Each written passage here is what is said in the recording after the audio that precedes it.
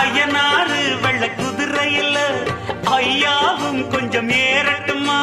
குதிரை வாழ புடிச்சுக்கிட்டு கூட நானும் வரலாமா? வெள்ளாட்டு பால் பீச்சி கண்ணுக்குள்ள விடலாமா?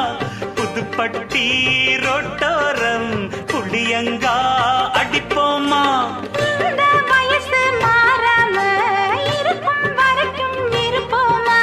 பொட்டு தவிடு பருத்தி கொட்ட சிட்டாவானில் பரப்போமா?